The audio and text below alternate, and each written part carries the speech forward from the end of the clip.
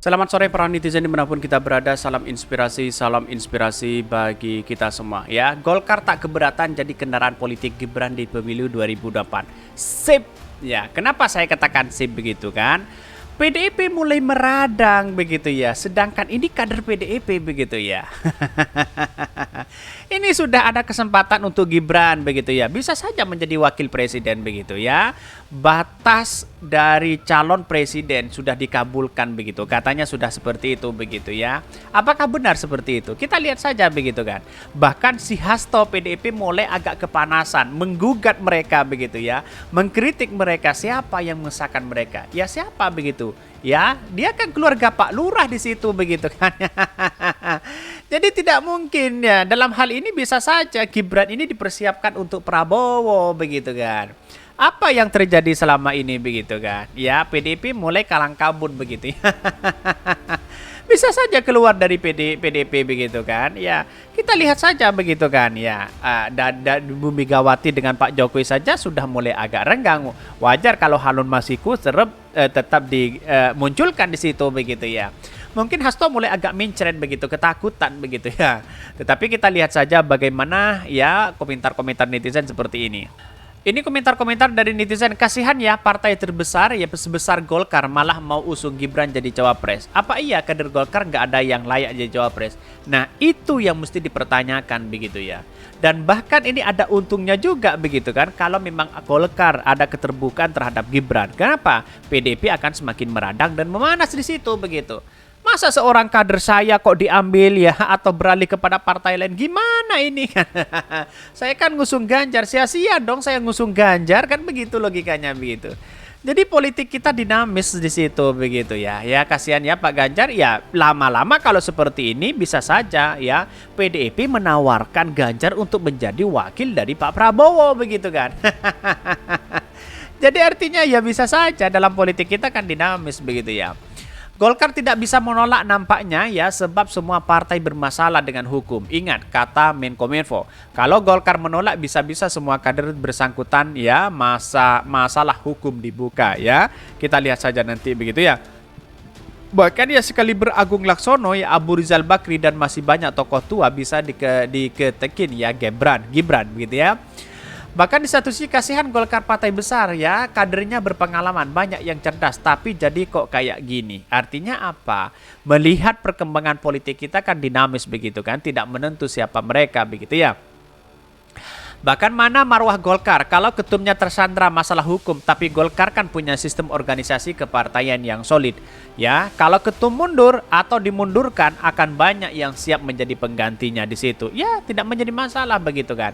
Tapi kan di satu sisi kelemahannya Gibran itu kan dia bukan kader tiba-tiba masuk ya diusung oleh partai itu. Lah, ya, apakah tidak ada kader yang lain? Kan begitu pertanyaannya begitu kan. Bisa jadi PKB, PAN, Gerindra, Golkar ya, ketua umum partai ya tersandra, malah masalah membelenggu begitu, katanya begitu ya.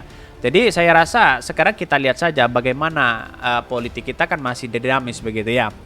Jika telah tergadaikan apapun kita dilakukan, ingat Siti Nurbaya. Golkar udah nggak punya wibawa karena segelintir oknum partainya yang kena ya kuncinya masalah hukum. Kasihan ya kader Golkar. Mana mungkin Golkar sepihak itu hanya untuk kepentingan elitnya memperkosa hak milik suara Golkar. Munaslup saja yang sudah dirancang gagal total. Satu kalimat untuk Erlangga, tunduk pada ADART-nya.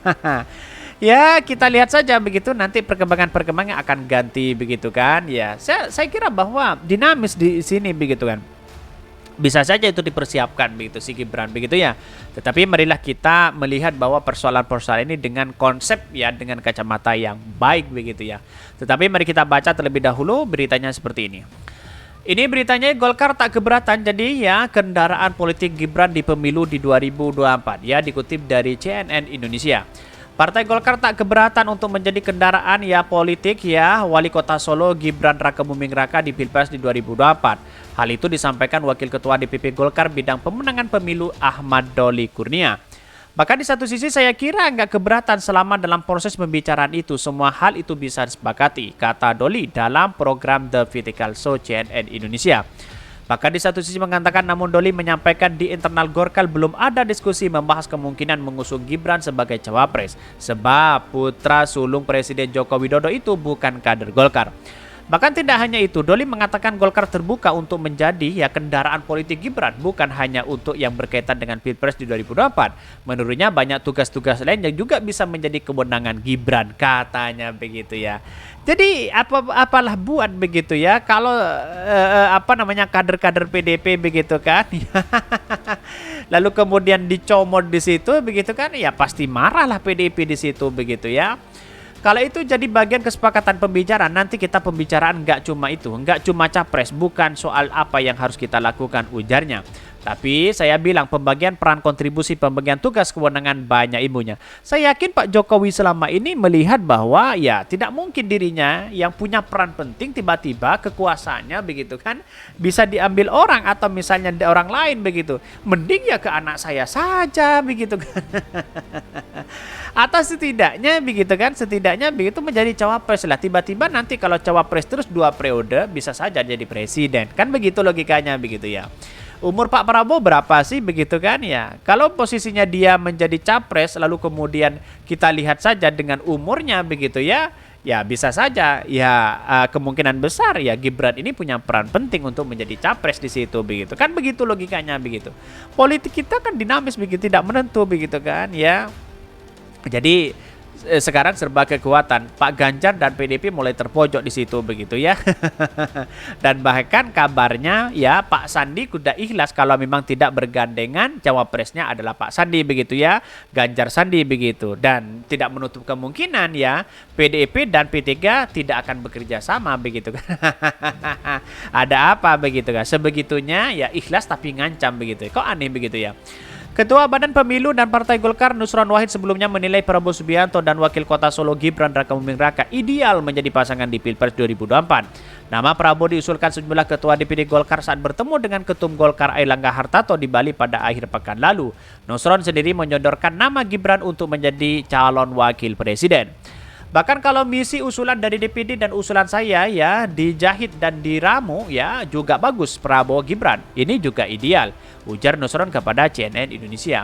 Gibran sudah menjelaskan posisi dalam wacana ini, merasa ya tidak mungkin menjadi cawapres karena sejumlah keterbatasan. Kan sudah digugat di situ. Kan sudah mau dikabulkan begitu ya. Gibran menegaskan bahwa dirinya belum cukup umur untuk menjadi cawapres. Selain itu ya putra sulung Presiden Jokowi itu juga merasa belum pantas dari segala hal. Sudah saya jawab ya, umur belum cukup, ilmunya belum cukup, semuanya belum cukup ya. Aku kudu piye maneh ya, saya harus bagaimana lagi, katanya begitu. Bahkan di satu sisi akan tetapi saat itu Mahkamah Konstitusi tengah melakukan uji materi pasal Undang-Undang Pemilu yang mengatur batasan minimal usia cawapres 40 tahun. Syarat dan minimal harus berubah atau kurang dari 40 tahun jika MK mengabulkan permohonan yang diajukan penggugat ya. Bisa saja itu terjadi begitu kan. Inilah politik kita begitu. Jadi apakah ini ya dipersiapkan untuk Gibran begitu, masalah soal kebijakan-kebijakan yang kemudian ada batas waktu maksimal umur pencapresan di situ begitu. Saya kira inilah politik kita begitu kan, dinamis begitu. Jadi saya kira bahwa bisa saja itu terjadi, Gibran menjadi wakil dari Pak Prabowo begitu. Kalau memang nanti begitu ya gugatan-gugatan ke MK begitu dikabulkan terkait dengan adanya batas atau minimal ya waktu pencalonan kurang lebih dari 40 tahun. Lalu bagaimana PDP? Ya PDP bisa meradang di situ begitu ya, kadernya dicomot begitu ya. Jadi saya kira pencapresan Ganjar bisa gagal juga, bisa saja wakil di situ begitu ya. Tetapi inilah politik kita ya. Mungkin itu yang kami sampaikan. Tonton terus channel Hodari Podcast Raya ini kan ada berita-berita menarik dan viral setiap harinya. Salam para netizen, salam inspirasi bagi kita semua. Jangan lupa di subscribe di YouTube Hodari Podcast Raya ini.